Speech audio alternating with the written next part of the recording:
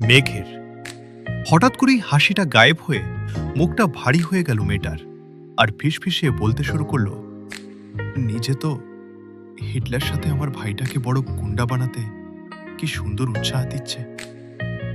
এত বছর ভাইয়ের জ্বালায় জীবন তেজপাতা, এখন আবার আরেকজনের আবির্ভাব হলো। কপালটায় খারাপ আমার।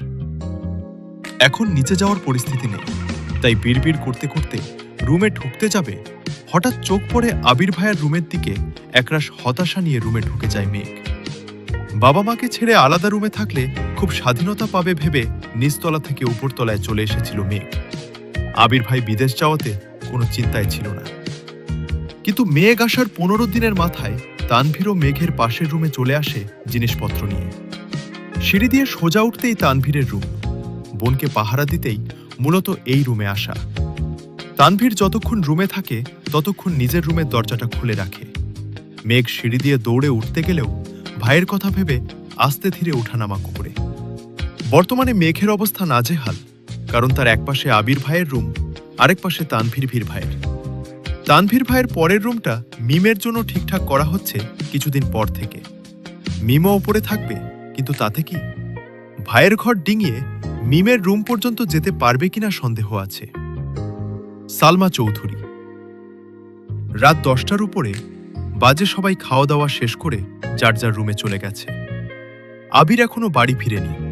মালিহা খান সোফায় বসে অপেক্ষা করছেন ছেলের জন্য। 10 থেকে 15 মিনিট পর বাড়িতে ঢুকলেন আবির আর তানভীর। মাকে বসে থাকতে দেখে কিছুটা রাগান্বিত হলো ছেলে।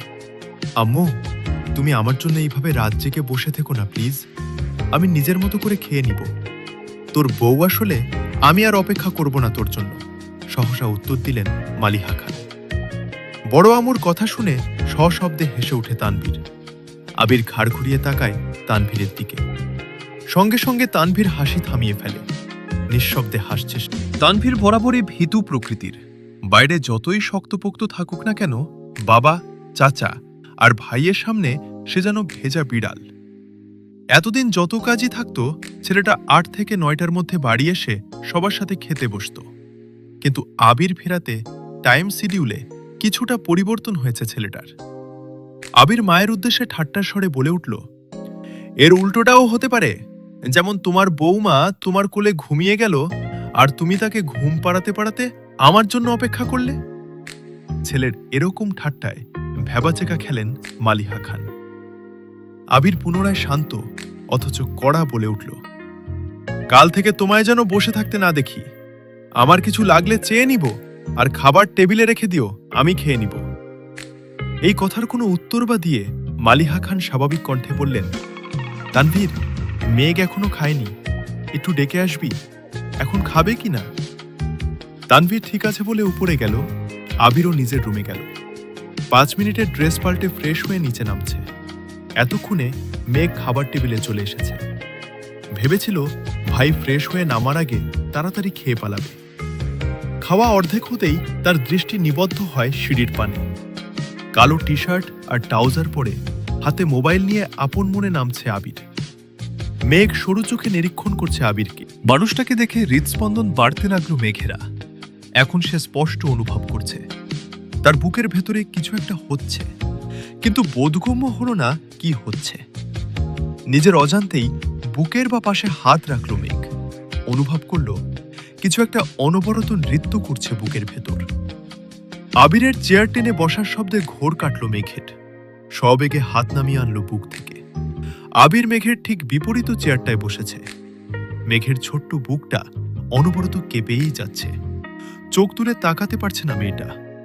শরীর কাঁপাকাঁপি আর হৃৎপিণ্ডের লাফালাফিতে সে বিদ্বিষ্ট, দিশেহারা অবস্থা অষ্টাদশীর। ইচ্ছে করছে ছুটে পালিয়ে যেতে আবিরের সামনে থেকে, কিন্তু পারছে না। মনে হচ্ছে পায়ে শিকল দিয়ে বাঁধা।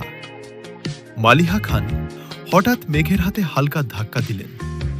কিরে, কি হলো তোর? দ্বিতীয় বারবার ঘোর কাটল মেঘের। তৎক্ষণাৎ স্বাভাবিক হওয়ার চেষ্টা করল। কাঁপা কাঁপা গলায় বলল, কিছু না। এই বলে পুনরায় খাওয়ার চেষ্টা করল, কিন্তু এবার আর গলার দিয়ে খাবার নামছে না মেঘের। গলা শুকিয়ে কাঠ হয়ে গেছে। কাঁপা কাঁপা হাতে গ্লাস নিয়ে ঢকঢক করে অর্ধেক গ্লাস পানি নিমিষেই শেষ করে ফেলল মেঘ। আবির আপন মনে খাচ্ছে। সামনে বা আশেপাশে কি হচ্ছে এসব দেখার প্রয়োজনই মনে করল না সে। এই জগতের সবকিছু তার আগ্রহ সৃষ্টি করতে অক্ষম। আবিরের গা ছাড়া ভাব দেখে কিছুটা স্বাভাবিক হয়ে খাওয়া শুরু করে মেঘ। মাঝখানে এক পলকের জন্য তাকিয়েছিল আবিরের দিকে। কালো টি শার্টে মুখটা কত তো মায়াবী লাগছিল, এলোমেলো চুল। খাওয়া স্টাইল দেখে দ্বিতীয়বারের মতো ক্রাশ খেল অষ্টাদশ। কে বলতে পারে 2 দিন আগে পর্যন্ত আবিরের কোনো স্মৃতি ছিল না মেঘের মস্তিষ্ক জুড়ে। হঠাৎ মনে পড়লেও শুধু ওকে মেরেছিল এই স্মৃতিটাই মনে হতো, আর রাগে কটমট করত মেঘ। আর আজ বিকাল থেকে যতবার আবিরকে দেখছে ততবার মেঘের শীর্ণ বক্ষ ধরফড়িয়ে উঠছে। ছোটবেলা যে ভয়টা ভাইয়ের প্রতি বোনের ছিল সেটা আজ বদলে গেছে। আবিরের দৃষ্টি তাকে বরফের ন্যায় জমিয়ে দিচ্ছে প্রতিনিয়ত। এই দৃষ্টিতে সূচালো কিংবা ধারালো অস্ত্র আছে যা এক কিশোরীর বক্ষপিঞ্জর এফোড় ওফোড় করে দেওয়ার ক্ষমতা রাখে। আবিরের দিকে এক দৃষ্টিতে তাকিয়ে হাবিজাবি চিন্তা করছিল মেঘ। আবির চোখ তুলে তাকাতেই মেঘের মনোযোগ ঘুরে গেল। আবিরের তপ্ত দৃষ্টি মনে হচ্ছে ফালা ফালা করে দিচ্ছে হৃৎপিণ্ডটা। দৃষ্টি সংযত করে চিবুক নামিয়ে নিল গলায়। সহসা মুখ বিবর চুপসে গেছে আমসত্ত্বের ন্যায়। দ্বিতীয়বার আবিরের দিকে তাকানোর স্পর্ধাটুকু হয়নি অষ্টাদশীর। এর মধ্যে মালিহা খান ছেলে আবিরের উদ্দেশ্যে বলে উঠলেন, তোর নতুন কোম্পানিটা কি না খুললে হয় না? তোর বাবা বিষয়টা ভালোভাবে নিচ্ছেন না কেন? বাবাকে রাগিয়ে দিচ্ছিস? তোর বাবা তোকে অনেক ভালোবাসে। শানিত স্বরে মায়ের দিকে তাকিয়ে আবির বলা শুরু করল, ছেলেরা সারা জীবন বাবাদের প্রিয় থাকতে পারে না। নিজের স্বপ্ন ইচ্ছেকে প্রাধান্য দিতে গিয়ে দূরত্ব বেড়ে যায় বাবা ছেলের। এটা অস্বাভাবিক কিছু না। যদি বাবার স্বপ্ন বা ইচ্ছের হাল প্রতিটা ছেলে ধরত তাহলে পৃথিবী এতটা এগিয়ে যেত না। আমাকেও দেশ ছেড়ে এত বছর বাহিরে পড়ে থাকতে হতো না। আব্বু নিজে এই কোম্পানি শুরু করেছিল। উনি যদি ওনার বাবার ইচ্ছেকে প্রাধান্য দিতেন তাহলে আজ এতদূর পৌঁছাতেন না। তাছাড়া আমি তো বলিনি বাবার স্বপ্ন বাদ দিয়ে আমি আমার স্বপ্নকে প্রাধান্য দিব। আমার স্বপ্ন একান্তই আমার।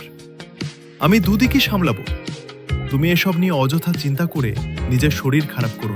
মালিহা খান চিন্তিত স্বরে বলে উঠলেন, এত চাপ আর দৌড়াদৌড়ি করে তো নিজে অসুস্থ হয়ে পড়বি বাবা। আবির গম্ভীর কণ্ঠে বলে উঠল, তোমাকে তো বললাম আমার জন্য দুশ্চিন্তা করতে হবে না। তানভীর মাঝখান থেকে বলে উঠল, ভাইয়ার জন্য চিন্তা করার মানুষ আছে বড় আম্মু, তুমি রিল্যাক্সে থাকতে পারো। মেঘ এতক্ষণ নীরবে খেলেও এই কথা শোনা মাত্রই ছোট দেহ কম্পিত হয় তার। আতঙ্কিত হয়ে তাকালো আবিরের দিকে। আবির তৎক্ষণাৎ ঘাড় ঘুরিয়ে তাকালো তানভীরের দিকে। অমনি মুখটা চুপসে গেল তানভীরের। করুণ স্বরে বলল, সরি ভাই। পিনপতন নীরবতা খাবার টেবিলে। কেউ কোনো কথা বলছে না। মেঘের মনটা সহসা খারাপ হয়ে গেল। তানভীর আবিরের একনিষ্ঠ ভক্ত। এক কথায় দুজন দুজনের বেস্ট ফ্রেন্ড। আবির গুরুগম্ভীর স্বভাবের, রাগী, কথা কম বলে। কিন্তু দিন শেষে আবিরের অপ্রকাশিত আবেগগুলো তানভীরকেই শেয়ার করে এসেছে এত বছর, এমনকি এখনো। আবিরের থেকেও বেশি তানভীর ভালোবাসে আবিরকে। আবির যদি বলে সারা রাত এক পায়ে দাঁড়িয়ে থাকবি, তানভীর তাই করবে। অবশ্য করবে নাই বা কেন? সেই কলেজ লাইফ থেকে রাজনীতি করার ইচ্ছে তানভীরের। পড়াশোনাতে তার বিশেষ আগ্রহ ছিল না। বড় আব্বু এবং আব্বুকেও বলেছে কয়েকবার, তাদের কড়া জবাব, রাজনীতি আমাদের পছন্দ না, এই বাড়ির কেউ রাজনীতি করবে না। একদিন বাধ্য হয়ে ভাইকে কল করেছে তানভীর। ভালো মন্দ কথা শেষ করে তানভীর ভয়ে ভয়ে বলল, ভাইয়া তোমার সাথে আমার একটু কথা ছিল। আবির সাবলীল ভঙ্গিতে উত্তর দিয়েছিল সেদিন, রাজনীতি করতে চাস তাই তো? তানভীর নিজের কানকে বিশ্বাস করতে পারছিল না। আবির এত স্বাভাবিকভাবে কথাটা বলছে।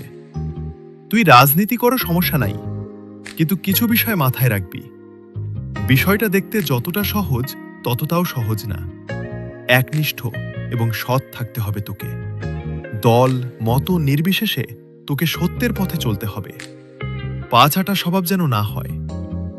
তানভীর ভয়ে ভয়ে বলল, বড় আব্বু আর আব্বু তো রাজি হচ্ছেন। আবির হেসে উত্তর দিয়েছিল, ওইসব আমি সামলে নিবে। তুই আমায় কথা দে, তুই তোর জায়গায় সৎ থাকবি আর যে কোনো সমস্যা আমায় শেয়ার করবি। সেদিন খুশিতে তানভীরের চোখ টলমল করছিল। আবির সামনে থাকলে হয়তো জড়িয়ে ধরে কেঁদে দিত ছেলেটা। সেদিনই ভাইকে কথা দিয়েছে সে সারা জীবন সৎ থাকবে এবং একনিষ্ঠভাবে রাজনীতি করবে। এরপর থেকে রাজনীতি সম্পর্কিত যত ঝামেলা আছে, কি করা দরকার, কোনটা করলে ভালো হবে, সবই ভাইয়ের সাথে সিদ্ধান্ত নিয়েছে তানভীর। আজ সে ছাত্রলীগের সহসভাপতি। সবটুকু ক্রেডিট আবিরের। আগামী বছর মেয়র নির্বাচনের পরে নতুন করে সভাপতি করা হবে, তাই তানভীর চেষ্টা করছে যেন এইবার সভাপতি হতে পারে। তানভীরের রাজনীতির জন্য বাবা চাচার সাথে আবিরের কথা কাটাকাটি সেই শুরু থেকেই। কিন্তু আবিরের এক কথা, তানভীর রাজনীতিই করবে। আজ সন্ধ্যায়ও বাবা চাচার মুখের ওপর বলেছিল তানভীরকে কোনো প্রকার বাধা যেন না দেয়া হয়। তানভীরের জীবনে আবির গাছের ন্যায়, যার ছায়ায় তানভীরের অবস্থান। ভাই ছাড়া তানভীর অসহায়। খাওয়া শেষ করে আবির নিজের রুমে চলে গেছে, তানভীরও চলে গেছে, কিন্তু বসে আছে মেঘ। সে খাবার টেবিলে সবার আগে এসেছিল, ভেবেছিল ভাইয়ের আগে খেয়ে পালাবে, কিন্তু তার হলো কই। আবিরের জীবনে কেউ আছে এই কথাটাই মাথায় ঘুরপাক খাচ্ছে অষ্টাদশী। ভাতের প্লেটে আঙুল ঘুরাচ্ছে আর ভাবছে, আমার ছোট্ট মনটা এইভাবে ভেঙে গেল, প্রেমে পড়ার আগেই ব্রেকআপ হয়ে গেল। তৎক্ষণাৎ নিজের মনকে নিজেই সান্ত্বনা দিচ্ছে, থাক, মন খারাপ করিস না, ছেলেটা ভালো না, মনে নেই তোকে ছোটবেলা মেরেছিল, আজ তো হিটলার। তোর জীবনে রাজপুত্র আসবে, যার জীবনে রাজ করবি শুধু তুই। মালিহা খান মেঘের হাতে পুনরায় ধাক্কা দিয়ে বলল, থাক তোরা ভাবো। ধাক্কা দিয়ে বলল, থাক তোর আর খেতে হবে না। এতে হুঁশ ফিরে মেঘের। মেঘ কিছু বলার আগেই খাবারের প্লেট সামনে থেকে নিয়ে যান উনি। বড় আম্মুর এসব কর্মকাণ্ডে আহাম্মক বনে যায় মেঘ। মালিহা খান বলে ওঠেন, এভাবে 14 ঘন্টা ভাত নিয়ে বসে থাকলে বিষ হয়ে যাবে খাবার। মেঘেরও খাবার খাওয়ার তেমন ইচ্ছে নেই আর, সে তো নিজেকে সান্ত্বনা দিতে ব্যস্ত। হাতটা ধুয়ে রুমের দিকে